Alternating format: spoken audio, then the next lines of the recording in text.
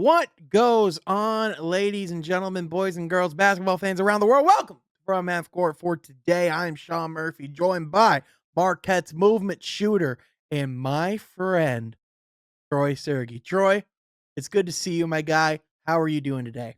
I'm doing well, Sean. Today is Monday as of we're recording, and tomorrow night on Tuesday we have a really exciting matchup between the Thunder and the Bucks for the NBA Cup. I know Yeah. certainly all NBA junkies like us are going to have their eyes glued to the TV, and it'll be a great opportunity to watch Shea and a very talented Thunder team go against Giannis and Dame, who certainly had their struggles early on in the year, and they're looking okay now. So.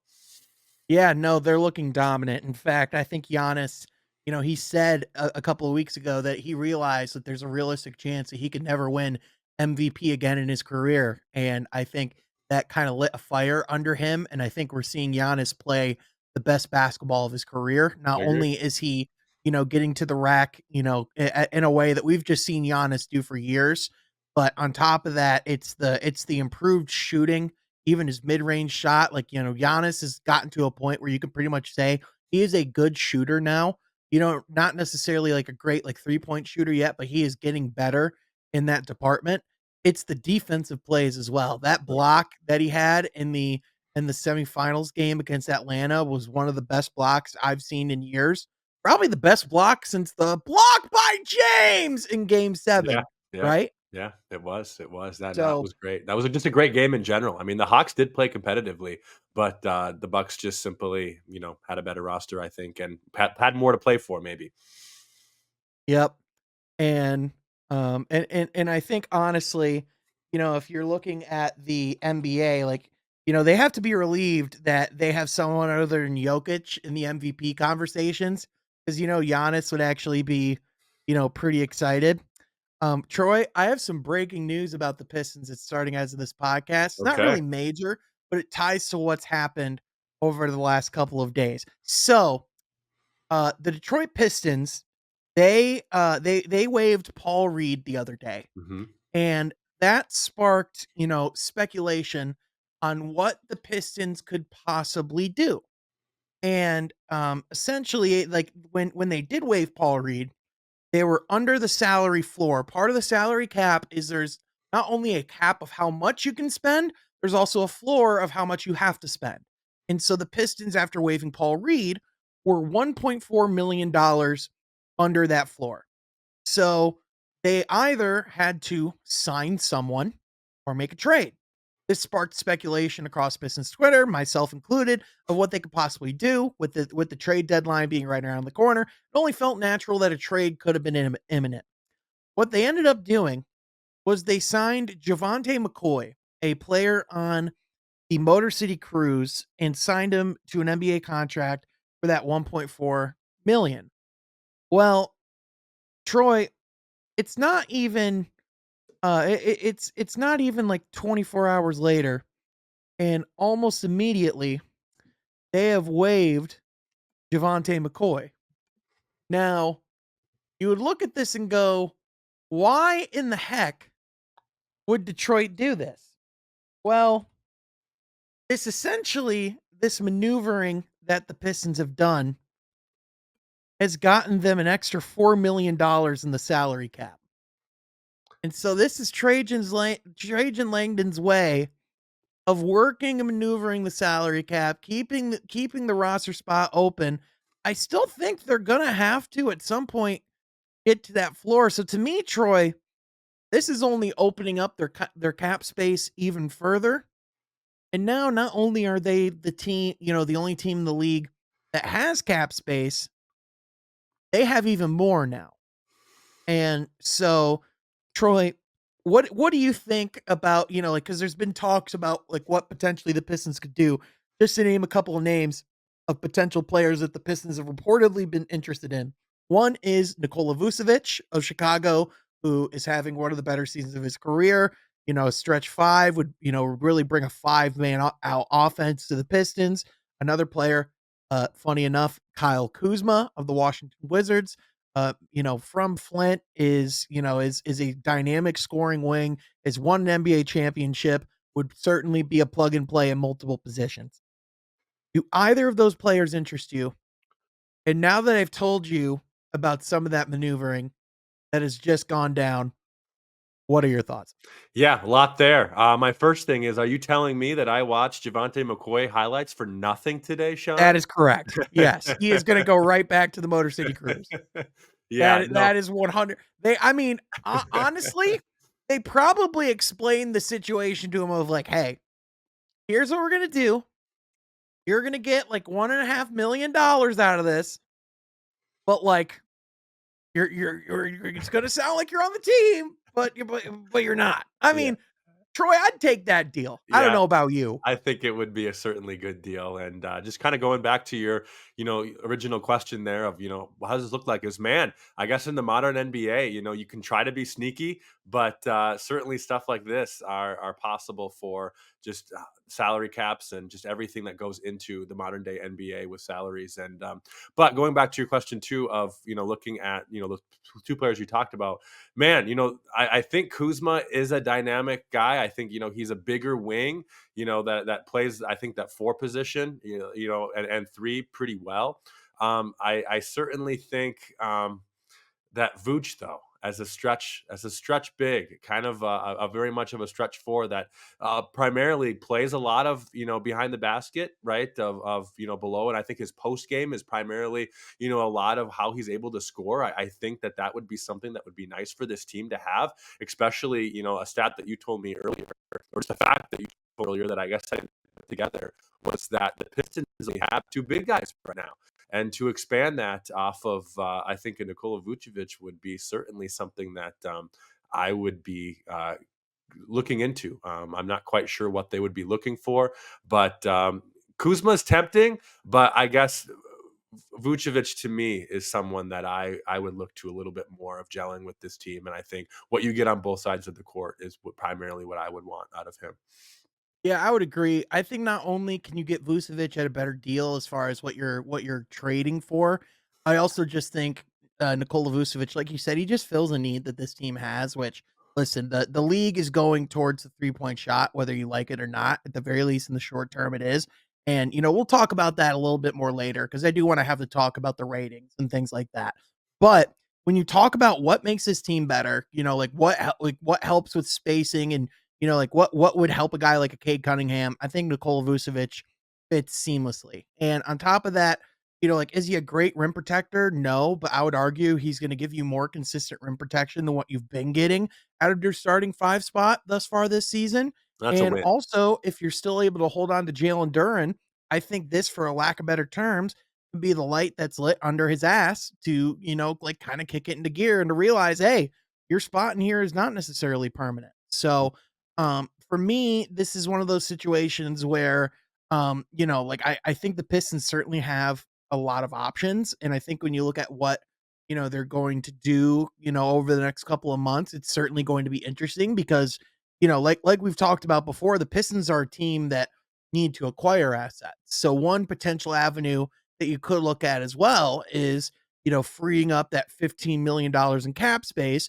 Now the Pistons position themselves as a potential third team in some of these blockbuster moves that could be made, like with the Warriors and the Heat, with the talk about Jimmy Butler. Like, that move can't be made unless you have a third team that's willing to come into the transaction and take on some salary. The way you can incentivize the Pistons to do that is to acquire assets. That's something that, Trajan Langdon's talked about from the beginning. So, I understand the urgency of wanting to see this turn around, but it's like I kind of, like after talking, again, I talked about this, a little bit with you last week, Troy, but like after talking with Jake Fisher of like, what's the point of like becoming even more of a play-in team? Mm, You know what I mean? I mm, do think now, like we said, there is going to be a real need here at some point to, help alleviate that center rotation. You're keeping it pretty thin right now, unless you're saying, are you going to play more minutes with Tobias at the five, which, right. he Yeah. can, but do Right. you want him to? Like that's kind of the double-edged sword there. So, it's certainly a gamble. And it's not like Paul Reed was necessarily playing a lot of minutes, and it's not like he was necessarily playing lights out when he did get minutes. So it's not like that aspect of it is necessarily a shock. I just, again, each move can look complexing until you get the entire picture. It's just a matter of of what direction do they wanna take it. Mhm. Yeah, no, I think that's all certainly big points. And yeah, you're right. You have to. I love that point of, you have to really be careful that you're not putting a roster that's just more of a play-in team, or that's the ceiling, or that's just what's going to happen each and every season. That's not, I don't think, what Trajan Langdon wants to build here. But you're right. There has to be then levels of, okay, if that's not what you're shooting for, you have to be, making deals and putting players into your roster that push you over the edge to one day get more. So yeah, there's a lot to really consider about that, Sean. Um, I think you did a good job explaining it.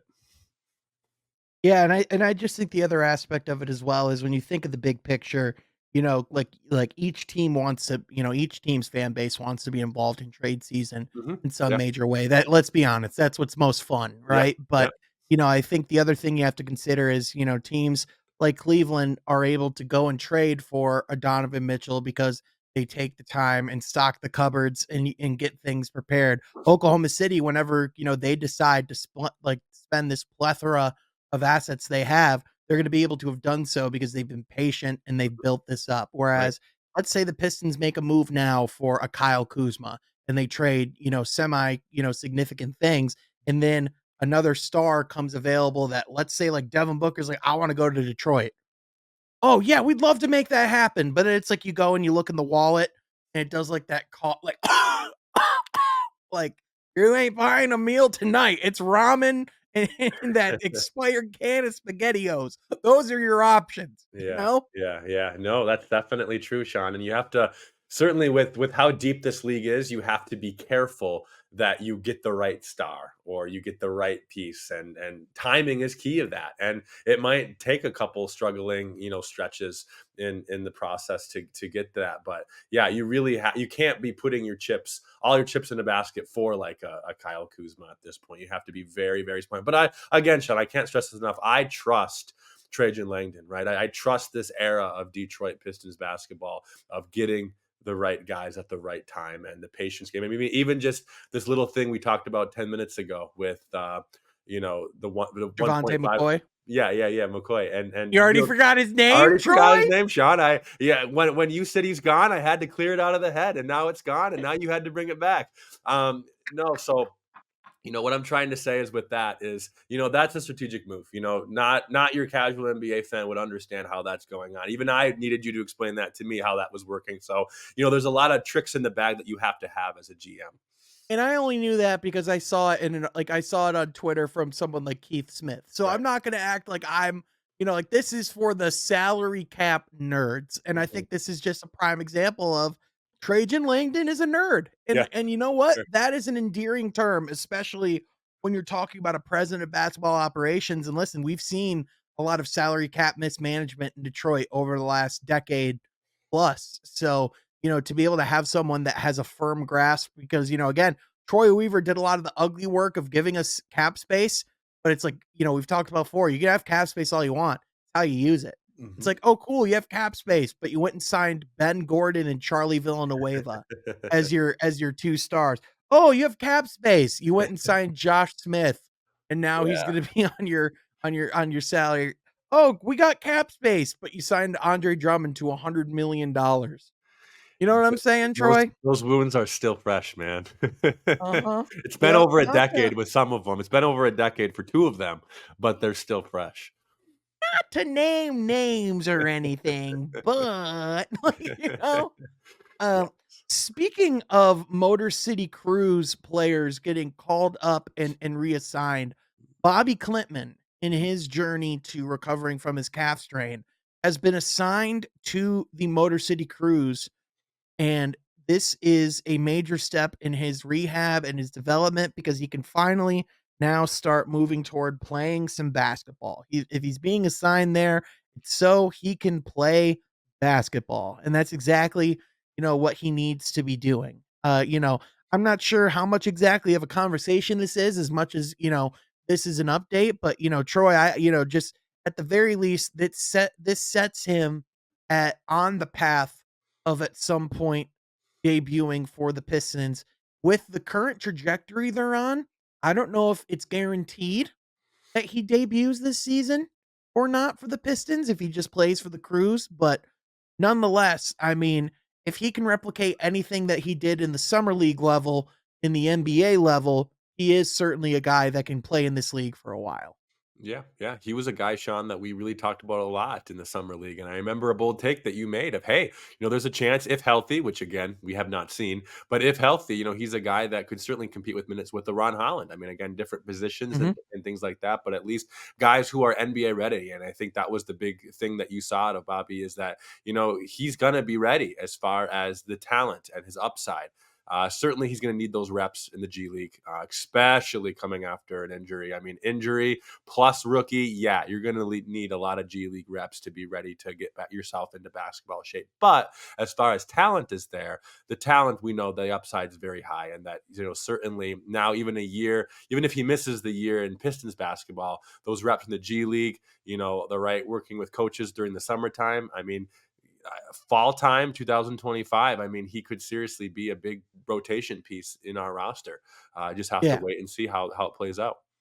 Yeah, and again, it's not to say that he won't play for the Pistons at some point because I do think especially, you don't know where you're gonna be come March or April, but if those minutes do present themselves, I certainly think he could be a guy that could be in the rotation. But, again, I just caution fans to remember that that summer league doesn't always necessarily translate to the NBA. And, I think we've just seen far too many examples of players that have put on those types of performances in a summer league gym, and it just doesn't happen on the NBA level. So, it's again, he showed traits that if he can translate, those would look really good. But Mhm. speaking of Ron Holland, I did want to touch on quickly, the Pistons had a really rough game against Boston. In fact, I think I saw from the N Live article, they ended up missing 30 threes in a row during that game, which, just shows the modern NBA of where basketball's at. But, like that's just an important part of the game, especially when you're facing the Celtics. So I think you could make the argument is the greatest 3-point shooting team in the history of basketball. I don't even think it is an argument anymore. In fact, I just from their volume and efficiency, they are the best 3-point shooting team in the history of basketball. But Ron Holland, despite that difficult stretch, he finished with 26 points and shot 11 of 14 from the field. His only misses were from beyond the arc. He was 2 of 5 from 3, 11 of 14 from the field. On top of that, he had a really good defensive game. He helped cause turnovers. He only turned the ball over once himself. And, just as you're starting to see Ron, get more reps and put some things together. I mean, we've talked a lot about, really liking Ron Holland and just wanting to see him piece that together a little bit more on the offensive end and what could that potential look like. Troy, I think that showcase in Boston was exactly, like what that could look like. And, Ron at one point has, they have essentially compared themselves to the um, you know, um I apologize. I just saw a Bobby Marks tweet about the Pistons situation. Detroit now has until Tuesday evening to reach the minimum salary Okay. floor. So So when you talk about yeah, like yeah, interesting routes that this yeah. could go, it's just a lot. But I'm sorry. Anyway, Ron Holland, he's compared himself quite a bit before to Jalen Brown as a player he could foresee himself playing like, and that's a bold proclamation. That's one of the best wings in the league. I think that game against Boston was the archetype of I think Ron there were some moments where Ron Holland looked Jalen Brown adjacent. Yeah, yeah. No, it was a performance that we wanted to see out of this guy, right? I mean, we've seen him play some pretty high quality minutes so far in the NBA. We've seen him, have a start or two, especially that Bucks game. As far as he played well, but of course he couldn't get it done at the end there with those two missed free throws. But the athleticism that we're seeing so far and his ability that he's learning how to score already. I mean, that is the number one thing that I am focused on when looking at first round picks in the modern day NBA is how are they able to adjust on the scoring element, especially as a wing. And, Ron Holland putting up 26 points against the defending champs. That tells me that this guy is very much learning, if not has already learned to a small level of degree how to score in the NBA. And you certainly want to credit the coaching staff for that. You certainly want to credit the players that are around him. I imagine that there's a lot of locker room talk with Ivy and Cade and some of those other younger guys of, hey, these are some of the things I wish I would have knew as a rookie as far as scoring on the offensive end. You can just imagine that those conversations are happening. But yeah, Ron Holland, is he going to be the next Jalen Brown? It's himself. I don't know if I'm ready to make that statement, And but that's not what I'm yeah. saying at all either, but Right, right, right. but But in Boston, Yeah, against a Jaylen yeah. Brown, He looked some good. of He the looked smooth. athleticism on display. I think a big thing, Troy, is as players, as they go on, as they learn, you discover the ways that you discover the ways you can score in this league. Mhm. It's like not just it's like not just like, especially at the beginning, it's a lot of experimentation and seeing where your game actually fits. A lot of the stuff that you used to do when you're younger, you couldn't do it. Whereas now, like with like Ron, like I think he's just finding that, especially the more he plays, like around the basket, he can be very effective. Mhm. And especially, in some of those minutes against second unit players, like he was really able to take advantage. And, again, if he can continue heading in that trajectory, he's still only 19 years old. The jump shot is looking like it is getting steadily better as the season goes on. Again with Fred Vinson, we'll see how that's looking by the end of the season. I think that will be really a point where you can make a comparison of how did his 3-point shot evolve as the season goes on. But there's just continually you gotta like what you see out of Ron Holland because Mhm. even when you question some of the energy sometimes from the team, you never Yeah. question the energy and the level of play from Ron Holland. And That's just that's that exactly hasn't been a thing. what you need from a rookie, because sometimes it's the other way around, right? Sometimes your Yep. team is ready to play, but your rookie is holding you back. But no, that's not been the case at all with Ron Holland. Yeah, for sure. It's just, again, as someone, that's just enjoyed watching Ron Holland play, it's just been fun to watch. Now, Troy, the NBA Cup, we talked a little bit, before just about Giannis and some of the play that we've been seeing from him, but the two games that we saw between Milwaukee and Atlanta, and then Houston and Oklahoma City were phenomenal basketball games. And the whole weekend, in my opinion, did not revolve around those games in the NBA world, but rather revolved around the conversation of why are the ratings down and where does the game need to go because the ratings are down and it is like a pretty significant number. And when you look at like what are potential reasons, it could be a couple of things. Forgive me, to not to go too much of a tangent here, Troy, but like Do there it. were some things that stuck out to me of like very clear reasons of why the ratings are down. For one, that Houston Oklahoma City game is every time I tune into those two teams playing basketball, it feels like a marquee matchup. It feels like a premier. These are two of the teams I want to see play in a playoff series the most. And it feels like we're destined to head down that path. But for whatever reason, the NBA's own website, when they had an article previewing the game, said although this isn't a marquee matchup, so not that I see many people reading that article, but that's a microcosm to a bigger problem, which is we focus on, way too much on these big markets. We over rely on these older stars, on the LeBron James, the Steph Currys, the Kevin Durant's of the world. Don't get me wrong, they're great players, but two of those three guys haven't been in the title picture in years. On top of that, you look at just the way that we talk about the game, even ESPN, specifically, I remember all of last year, just the outcry of all these fouls, how we need to bring physical defense back to the game of basketball. And listen, if you watch that Houston Oklahoma City game, that felt like mid 2000s basketball. That was as physical as it gets. That was as good as defense gets in the NBA. That's the number 1 versus number 2 defense in basketball. And you know what they were crying during or you know what Stephen A. Smith, Bob Myers, these people that are public voices for the game of basketball were saying on ESPN? Well, that wasn't fun to watch. Well, like, why do you like you know, this is why offense rules the league. We need more offense. We need more threes. But yet again, there's this conversation about how there's far too many threes.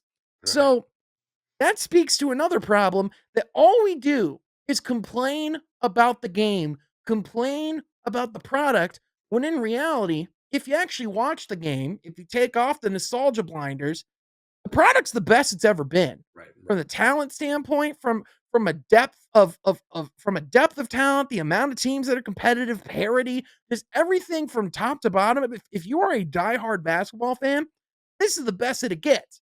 Now, don't get me wrong. I think the league has to evolve. I think they have to find ways to bring balance back between the two and the three. Brian Windhorst did a great rant today about how he thinks the balance has gone way out of whack, and I wholeheartedly agree. But when you look at the grand scheme of where things are and why it's heading in that direction, it's because not only do you have the media, you own NBA's website, but you have teams and players show with their actions that not every single game matters because you have players sitting out, you have load management. And at a certain point, Troy, I think when you tell the general public that something doesn't matter, I don't know about you, but I'm going to believe you eventually. Mhm, mhm. Right. Oh my goodness, you did a great job at that, Sean. And the thing that I just keep saying all the time is that yes, if you watch the games, if you are a basketball junkie like us, you will see that this is the most talented, right, that we've seen in a long time as far as the depth of the league. You will see that it's fun to watch. You will see that the three-point shooting and the talent is there. I watch college basketball and yeah, are the fundamentals, sound? And if you're teaching a young elementary school or junior high, kid about the game, maybe you do want to steer more into the college direction. But guess what? It's slower. It's different. I'm used to the talent of the NBA because the talent is so high. And I'm a guy who I want to watch the best players in the world. And the best players in the world right now in 2024 are, I think, better than the best players in the world in 2006 and It's 2000. not even close, Troy. It's not, it doesn't really compare, right? And I think that's why for me as a fan, I tune into more games now than I did even as a kid. I have less free time as an adult, but I make the time because it's so worth my time to watch teams like the Minnesota Timberwolves with an Anthony Edwards, teams like Houston Rockets with the core that they have with Shangun and Tamari Eason and Fred VanVleet. They're worth your time. The Celtics. We last night, Sean. I don't know if you caught the Warriors and Mavericks game. That was fun. That was a game overly critical of the 3-point shooting, but the talent was there. And for me, I want to see talent. And yeah, it's a shame that there's this many problems in such a prime, pure time to be a basketball fan with the modern NBA. Yeah, I think the discourse in the way that we talk about the game has gotten to, just a level of toxicity and just quite frankly not based in reality Mhm. in a lot of ways. Now, again, the 3-point shooting, I do think, I'm curious what, I know you love shooting and I love shooting as well, especially when, when we see players go on shooting displays, a lot of times, it can be one of the most exciting things in basketball, right? To me, the most exciting basketball play of the last 20 years is the Damian Lillard three that ended the Portland Oklahoma City series over Paul George. Like, to me, that is one of the quintessential moments in basketball history. Having said that, when you get to a point where you no longer have those athletic plays at the rim, when you're taking away the physicality and the balance and the strategy that takes place, I think one of the problems with this raise of teams just having to shoot the three as much as they are is there's really only a couple of ways to run that scheme and to run that offense. And because of that, you're seeing all 30 teams pretty much play the same brand of basketball as far as what they're trying to accomplish offensively. Really, like the only team I can think of, like the only teams I can think of that don't necessarily have that, like necessarily as much are teams like Houston with Alperen Şengün, how they attack in our physical, in the paint. Orlando is one of the worst three-point shooting teams in the league. They like to play, like with physicality and down low as well. Oklahoma City, Shea is he's gotten a lot better as a three-point shooter, and that's where like his growth has been this year, but he likes to play in the inside as well. You know, do you think we are out of whack with this, Troy? And and I'm not sure about you, but like I don't think there's an easy solution. Do you? Yeah. It's certainly a tough one. But for me, I guess I to be honest, Sean, I do like the volume. I've enjoyed the evolution of the 3 point shot.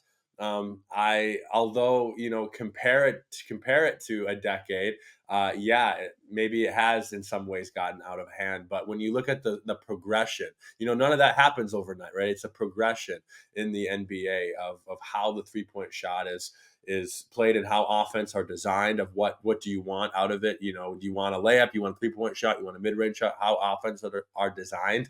To me it just goes with the talent, right? Your big guys are evolving, your big guys are adding that to their arsenal of a part of their game, right? So to me, because players are getting talented, because players have the ability, especially your big guys, to launch a 3 pointer. Think of a guy like Brook Lopez and seeing how he is probably one of the biggest examples of how a player from the 2008, 2009 years, right? He was there in the league, has now like evolved his talent and added pieces to his game to compete and to be a huge piece in a competitive team like the Bucks. I think that's an example of in real time how a player has evolved. But looking at the position, yeah, you compare a guy like even like a Mark Gasol with a Alvin Şengün today. I mean, they have similar play styles, but what makes Şengün better? His mid range game, his ability to even shoot outside the three. So to me, I wouldn't say out of hand would be how I would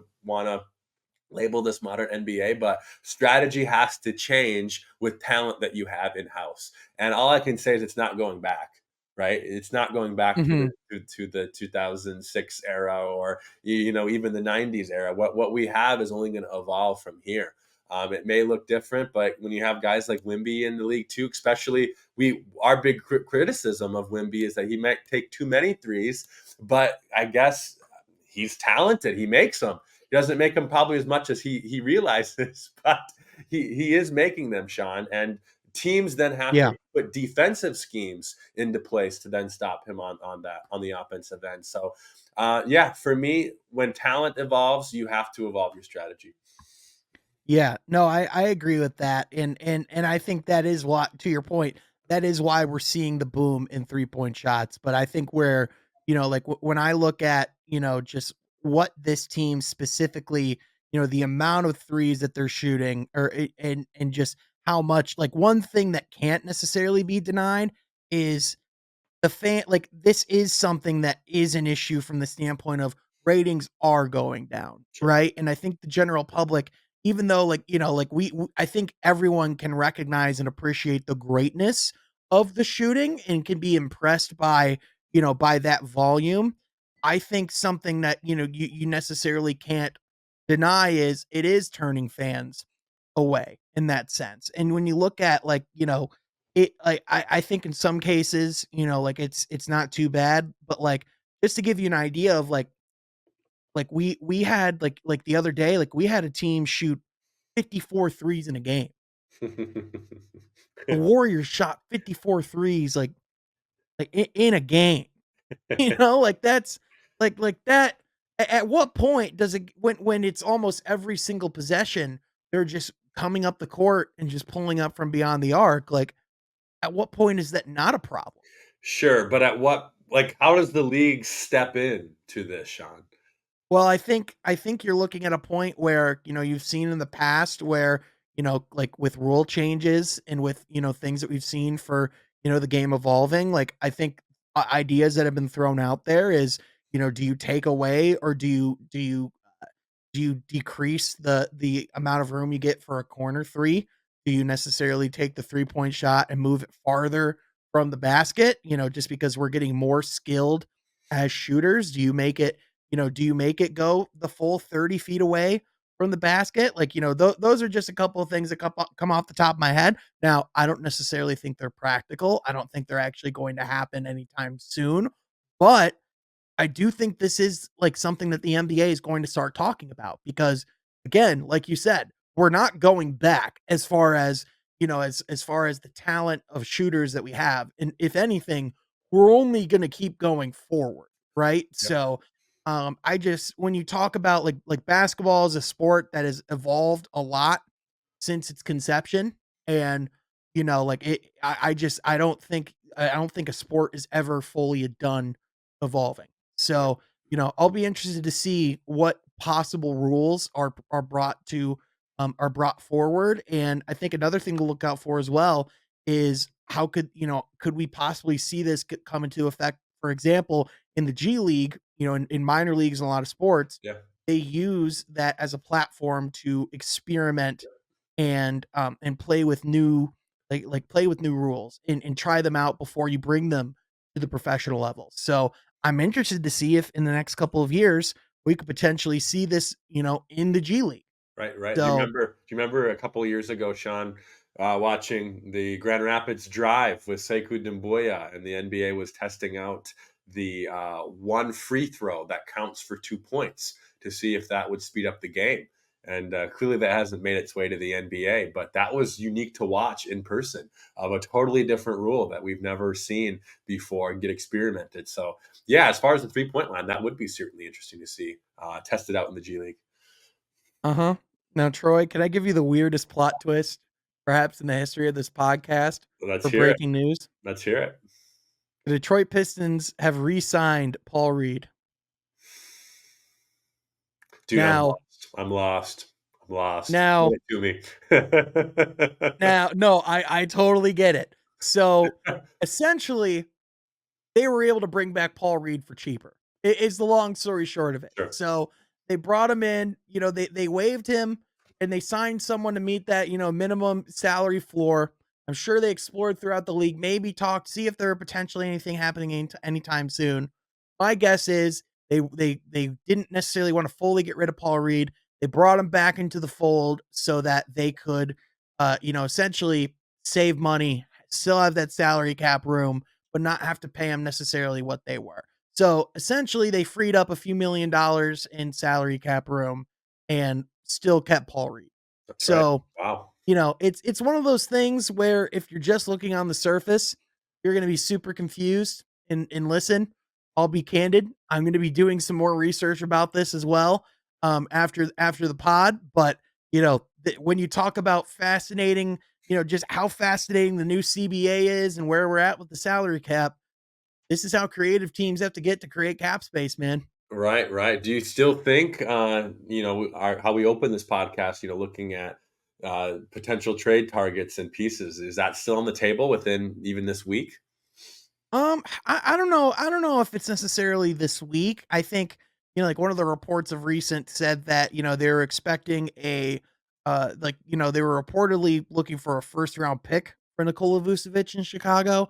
I don't know necessarily at 34 years old he's going to command a first round pick or not. And I don't know if the Pistons are in a place to trade a first round pick for a player like Nikola Vucevic. So, for me, and especially I don't know if Trajan Langdon's looking to trade a first round pick in his first year if he doesn't have to. So I would imagine that, as a lot of these things do, even with the trade season opening, you're only seeing minor trades happening right now. Like the biggest trade that's happened this week is Dennis Schroeder going to the Warriors. And really the only reason why that happened is because Brooklyn's winning too much and they need to get back in the Cooper flag stakes. And the Warriors want to make a change without having to give up major assets yet. And listen, Dennis Schroeder's a good player that you can get for Yeah. good value. It's an So, example of something you've said before, Sean, of, players never tank. Organizations are the ones that tank. As far as Brooklyn's mhm, perspective with this and how Dennis Schroeder's been playing this year. yep. And they're just in a situation where it's like, oh, like, like, so yeah, no, just another fascinating example. But getting back to the conversation, just about like ratings, like where the league's at. I think another thing as well is as we're experimenting with the NBA Cup. And I think although the basketball that we saw over the weekend was elite, the atmosphere was not. And I understand the allure of the neutral site in Vegas, the big event, the marketing dollars that brings in, the deals that you can make with, for in the amount that you can generate revenue wise, tourism and all that type of stuff. I get all that. That makes a lot of sense from a business perspective. But Troy, I'm not sure about you, but anytime there was a big play, all I heard was, "And the crowd goes mild." Like there was like nothing came out of that audience. And I think when you look at like a neutral site for a Super Bowl is one thing because that's the biggest game of the year, one of the biggest events in the world. A bowl game is another thing. That's like the end of the season. That's your team's championship game, so to speak. The in-season tournament is not what the teams are ultimately playing for. And the fans, I don't think necessarily have enough buy-in to say, "Oh, my team's playing in Vegas. Let me get last second tickets to fly across the country to go watch my team play." Mm. And in my opinion, I think the league should reconsider these being in Vegas at the very least. Like maybe you bring it to an actual NBA city currently because you will get that interest of those fans. I'm not sure what your thoughts were. I just, in my opinion, as someone who's been watching the product, the Vegas move just hasn't worked yet. And I think this whole illusion of Vegas being this elite sports market, it is for betting. It's not for viewing. Yeah, yeah, yeah. No, I certainly heard the crowd goes mild on X. A lot of videos on that, and a lot of certainly strong, words and opinions on how that has been, played out. And I think, yeah, I think you certainly did that. I know Adam Silver, had a big pitch about it of when this was going on. Of hey, it's worked well with the summer league. Hey, other teams, other sports and leagues have had success here. You think of the Las Vegas Aces in the WNBA. You think of even what's gone on in the NHL with Vegas and Mhm. winning a Stanley Cup. But I think certainly, yeah, you might want a different venue for now. Now, another city that it does not have an NBA team, but's been craving a team for approximately 17 years now is Seattle. Seattle. Could be something that the league would want to consider. But I think Troy, if you bring it to Seattle, Sean, you probably have to consider bringing a team in there in the next year or two. Troy, I love that idea. Like, bravo to you. That is a great idea. I think Seattle is a perfect place to have this. I also think, I quite frankly, I think Indianapolis is owed an NBA Cup Finals one of these years because of how they were treated for that All-Star weekend and the disgraceful All-Star game they were given. They're almost owed something like that, in my opinion. Sure. But, like when you talk about like, just again, it's one of those things where you're talking about like what goes into the experience. Like the atmosphere is a big part of the hype and the buy-in and the intrigue and the suspense. Like, if this is a home game, like those quarter like those knockout round games felt more hype than these semifinal games. And that's ass backwards, Troy. Yeah. Yeah. Yeah, that's something that the league might want to consider. But I don't know about total revenue of. I don't know what goes on. I know that like as far as some of the behind the scenes moves that goes on to bringing the cup in Vegas. Because if you Oh, remember, they're making a ton of money. Don't get me right, wrong. right, right. So I think in that regard, I don't know, if Adam Silver is ready to hear other options at all. But it's something worth at least for you and I to talk about and to have Pistons fans and other people tuning into our podcast think about.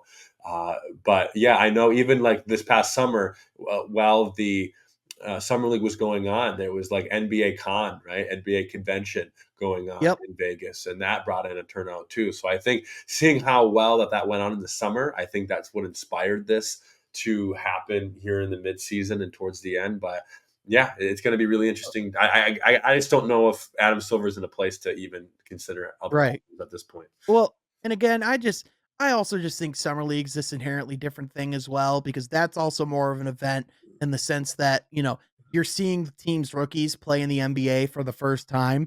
It's really like, it's not just one team or two teams that are there, it's all 30. Hmm. So like you said, now that they have the convention, it's really like a kind of like a coming together of the basketball world. And so, I whereas this, it's like a weekend type thing. It's kind of like it's almost like the NBA's twist at a Final Four, which it's a cool concept. Don't get me wrong, and again, I think if done right, can be really entertaining to watch. I just I don't know if Las Vegas is the neutral site. But nonetheless, we still have one more game to be played in Vegas, and that is that championship game against the Oklahoma City Thunder and the Milwaukee Bucks. I'm not going to go out on a limb and say that this will be a finals preview because I just quite frankly don't think Milwaukee's going to make an NBA finals run. But nonetheless, these are two basketball teams that if they did make the finals, I would certainly not be complaining. So to have this, like this do or die, winner take all, NBA Cup game in Vegas, Shea Gilgeous Alexander and that Thunder team that's hungry to win something, and that Milwaukee Bucks team that's starving for momentum. Troy, who do you have and why? Yeah, yeah. After watching both of those teams play, I again recalling back to last week, I picked it would be Milwaukee and Houston, and that Houston would win it. Now that Houston's out and the Thunder are in, I'm going to have to go with the Thunder. I just think they're too talented. They're too lethal from the defensive end and the offensive end. They have weapons on both. I think, yeah, it's great that Dame and Giannis seem to be somewhat clicking and going on a little bit of a hot streak the past late month of November and even into December now. But I just think the Thunder have the talent, the coaching to get it done. Not that Doc is a bad coach at all, but I just think this Thunder team is really looking to make a big statement. I think they're still upset about how things went last year in the playoffs. Now Milwaukee only made it out, didn't even make it out of the first round, so you can argue that you didn't have Giannis. But I still think this Thunder has even more to show and to prove.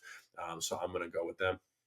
They're so much better defensively than any other team in the NBA right now. It's crazy. And I think, Giannis, I think is still going to get his, but I think the reason why, the Thunder win this game is because I don't know if anyone else on the Milwaukee has a chance to get theirs in this one. SGA is another player who's in that best player in the world conversation.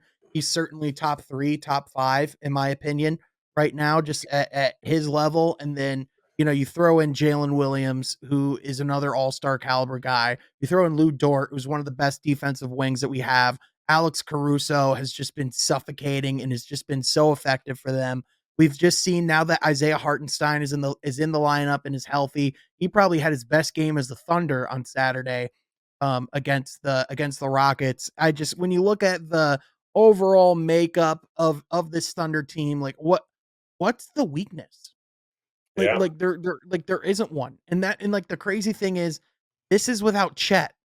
Like you know what I mean? Like this is like they still have multiple players that are just not healthy. hmm, So like when you look at like the makeup, like this team looks this terrifying and they're still missing like their best players. yeah, And Milwaukee, like I think we're gonna still see a dominant Giannis game, but I think it just comes down like the big X factor is how much will Damian Lillard actually be able to get going. And I just think that with his burst not being what it was, his jump shooting is elite, but I don't think Oklahoma City is going to give them the opportunities that they're gonna want from beyond the arc.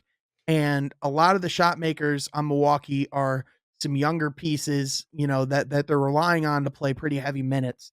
And so, as much in as much as I like guys like Torian Prince, and things like that, like they're just the Thunder's just a better roster from the top down. And, like to me, when I look at like who's the best in the West, like Houston's looked really good. Memphis has been a great story this season.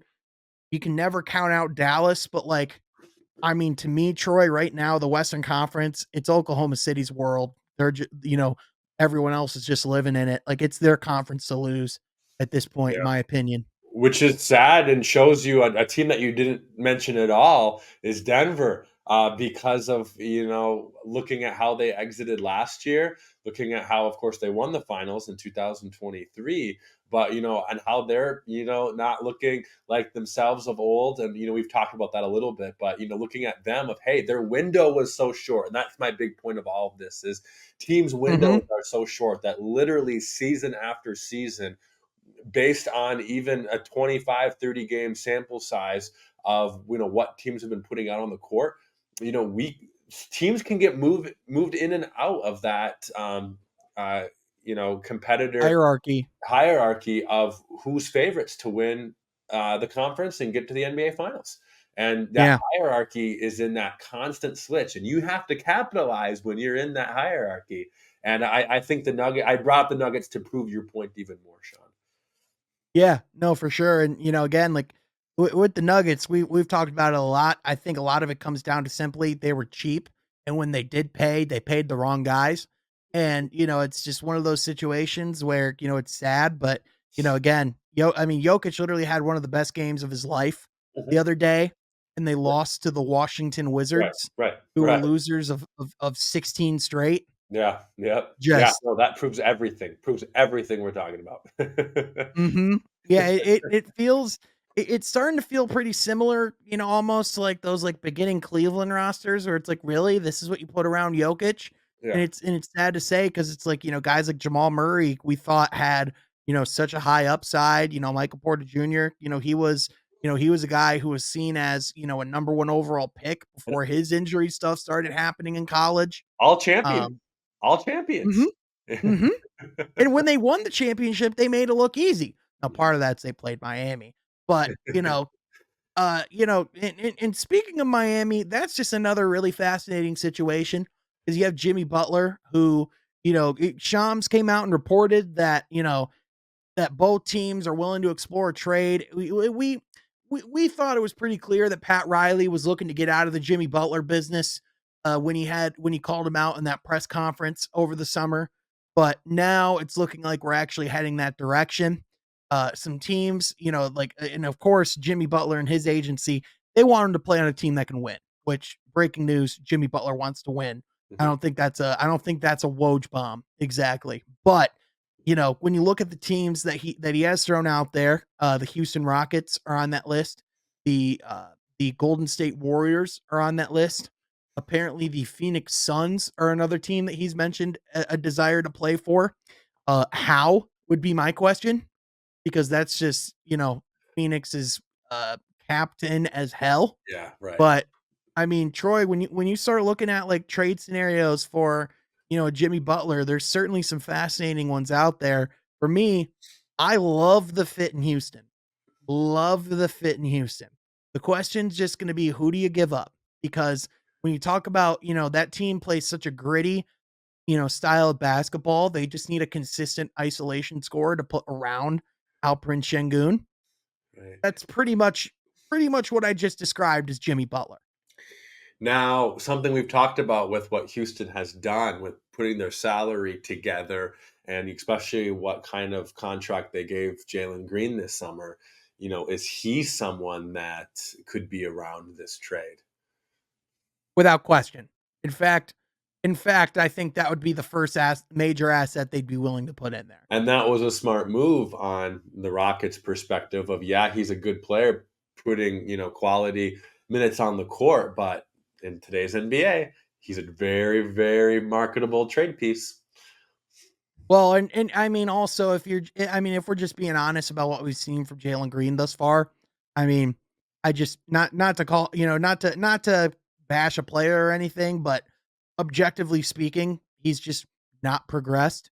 If you look at his stats from his rookie year to now, they're almost the exact same. In fact, he had his best season technically as a sophomore. However, that was the year that they were really bad.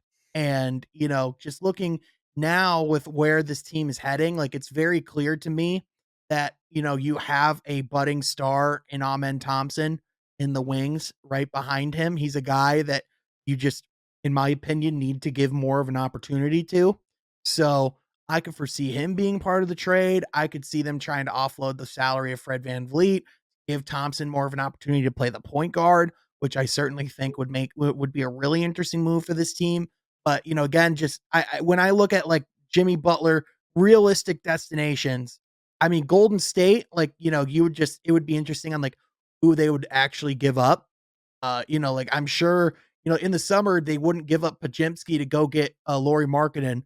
I'm sure they wish they could renege that right now because, Brandon Pajimski's not been very good this year for the Warriors. But having said that, like who would you want to give up? Jonathan Kaminga? Would you want to give up, like Andrew Wiggins? Like, who are the players that they would actually want to part with? And even then, like their salary situation so tricky of like who could they actually, like who could they actually realistically trade to make it work? So when I look at just like the most realistic situation and the team that has the assets and needs the star to like actually have a serious chance this playoff run, like Houston's the ideal candidate to be the next one to make that type of blockbuster move, in my opinion. Mhm, mhm. Wow, yeah.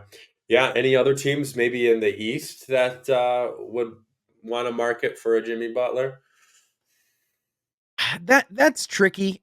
Just from the standpoint of I'm sure Miami would probably not want to give a whole lot of other teams, that type of opportunity. And I think when you look at the top of the East, like Cleveland's perfectly fine with where they're at. Boston's not making any changes. The Knicks aren't making any changes. The Magic are too banged up to make any changes. That would have been a team that I would have maybe thought would have been an interesting situation if not for all those left oblique tears that are happening down there. Mhm. Milwaukee, they're locked into who they are. Atlanta, I don't think they're in that type of market whatsoever. When I look at like the teams that are kind of like on the rise and looking to take those next steps, a lot of them are kind of in the West because in my opinion, I think the West is more open. I think the East is really top heavy. You have these powerhouses up top and you just have this abyss at the bottom. Whereas the West, you kind of have all these different titans, but you don't necessarily have this one that's established themselves as the alpha yet. Mhm. And so I think Jimmy I and also just it kind of comes back to generally speaking, teams don't like to trade their stars in conference because they don't want to give another team in conference that type of success. And I especially if you're like which GMs would be that petty, I think the list would be named after Pat Riley. Yeah, I think so too. Yeah. So, again, that's just in my opinion, that's going to be the most fascinating trade scenario to watch in the league this season. I mean, there's other potential ones as well. Could Paul George just say F it and see if he can find a different home in Philly just based off of how this season's gone thus far? I don't necessarily know if that's going to happen or not, but I know Brooklyn is probably going to want to offload and get more into the Cooper flag sweepstakes. Pelicans, who Troy, last quick thing before we wrapped up. You saw the Pelicans in person yesterday I to did. play the Indiana Pacers, and you had really good seats for this one. So you had a pretty up close view of the New Orleans Pelicans. Do you think it's a fair assessment that outside of a couple players, they're willing to trade anybody? Do you think that's a good call? Yeah, absolutely. Because this roster is constructed in a way. At least the players that they were putting out yesterday, because of injury, were guys that were good movable pieces. You think of a guy like Herb Jones, Trey Murphy the third. I mean, these are quality NBA players, but they're not guys you are probably willing to build around your franchise. These are guys that Well, you want to. Troy, you just listed the two players that they wouldn't trade. Yeah, you don't think they would trade Jones? That is the report is that Okay, they will trade okay, anyone not named okay, Herb Jones and okay, Trey Murphy. okay. Well, I guess if you go So down to you named the two players yeah. that are untouchable for them. Well, I The guess if you only wanna backtrack that, you certainly have a guy like DeJounte Murray that, was maybe a mistake bringing in, I guess, of locking in, when you look at with kind of his performances not certainly being up to par of what he was doing a couple years ago in San Antonio or even And also last what he year gave up with Dyson Daniels in Atlanta. Right, right, especially giving up Dyson Daniels. And, you know, and picks. right, right. And, CJ is a guy that I think his years are probably behind him, in a Yes. way, for sure. So I don't know. I mean, I think he can certainly impact another team, but he's not going to be saving this franchise. That's for sure. The Um, on Go ahead. I was just gonna say the only players for Jake Fisher, friend of the show, that they would not trade are Evis Missy, who is their rookie, Hmm. Trey Murphy, and Herb Jones. Yeah. Everyone else, including Zion, including Brandon Ingram, including CJ McCollum, including even guys like Jose Alvarado, like these guys are all out there to be bought, to be traded for.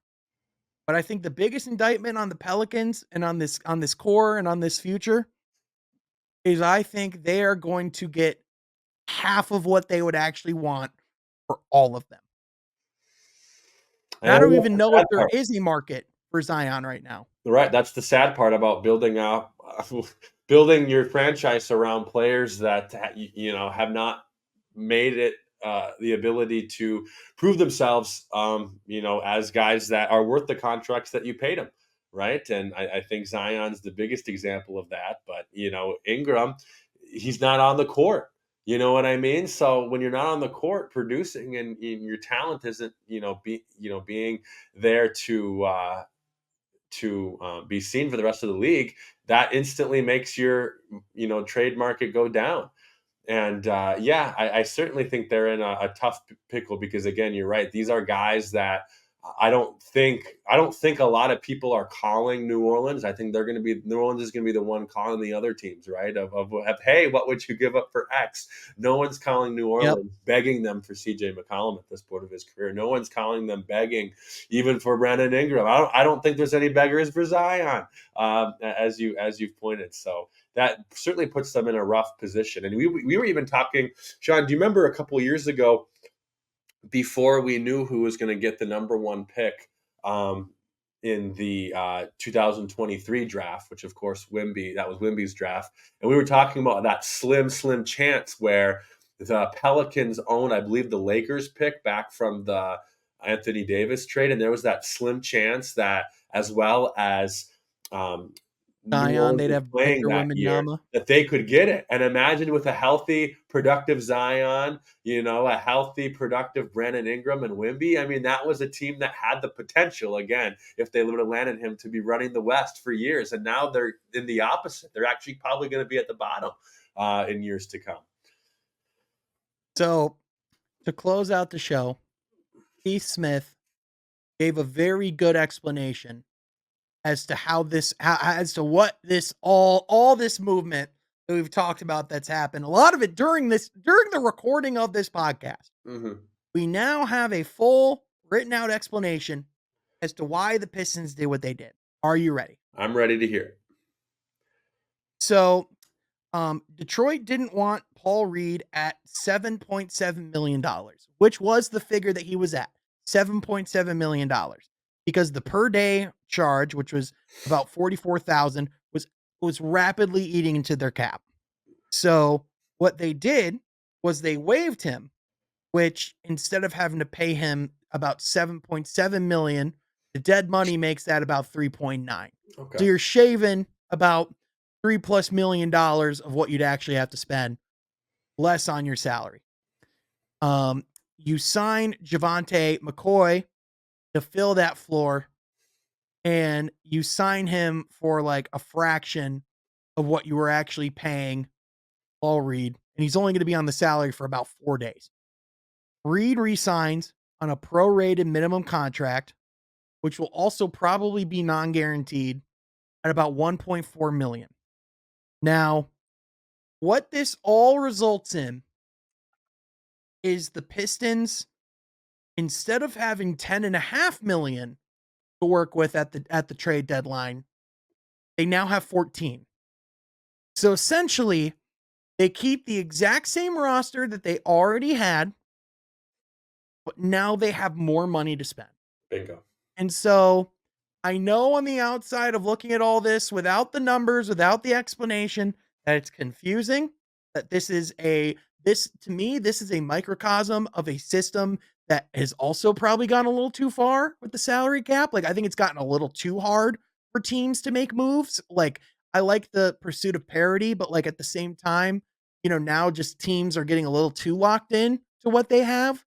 Uh, this is creative, and this is a solution that allows Detroit to if they want to, which I don't think they're making this type of move if they don't want to, go and make some form of move going forward.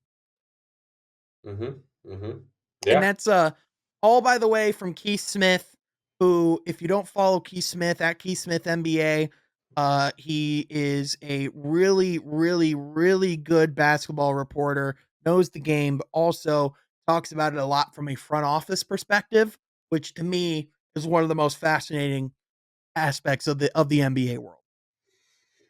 It's just simply playing with the cards you're dealt with the new rules and playing it smart. Hmm. Absolutely. Well, Troy, this was the because of all that movement, this was one of the most eventful podcasts to me that I we've think that we've so too. recorded. We had a player on the roster when we started who is no Uh-huh. longer on the roster, and then we brought in another guy who we just released a few days ago. All in an hour and 5 minutes.